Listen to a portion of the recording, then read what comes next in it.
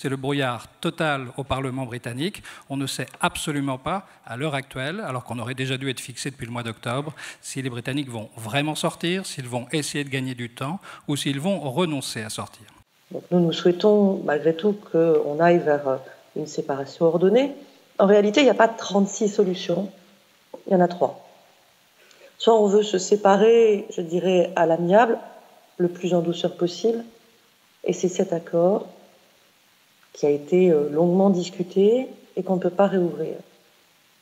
Soit on se sépare brutalement, sur la base d'une absence d'accord, et ça peut très bien arriver, et pour ça nous nous sommes préparés. Soit il n'y a pas de séparation du tout. J'ai eu honte de mon pays pour la première fois, parce que moi, si je me sens profondément européen, c'est que je viens d'une famille qui n'a absolument pas de moyens. Ça m'a profondément choqué. Maintenant, je suis déçu, mais amusé aussi, très franchement, amusé.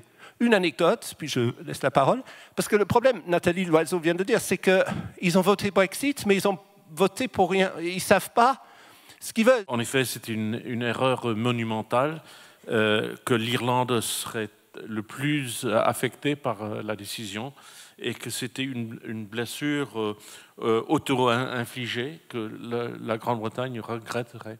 La conscience européenne n'a jamais été aussi importante aujourd'hui que depuis Maastricht ou depuis la chute du mur de Berlin. Ils ont découragé l'idée même que les Grecs sortent de l'Union européenne, que les Italiens en sortent, que les Français en sortent. Aujourd'hui, si on demande aux Français combien veulent sortir de l'Europe, 62% sont violemment contre. C'est une question très importante, non seulement pour la paix et la politique, mais aussi pour l'économie.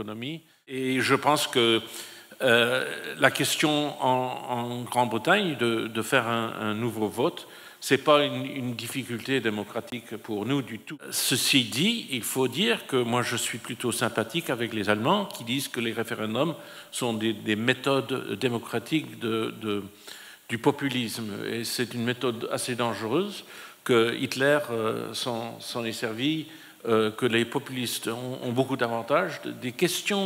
De poser des questions en manière oui-non, c'est presque toujours une simplification dangereuse. Les gens fondamentalement sont européens, mais ils ne sont pas pour les institutions européennes, pour la technocratie, pour Bruxelles. Donc comment réconcilier les citoyens avec un système de gouvernance plus large, c'est tout l'enjeu de demain.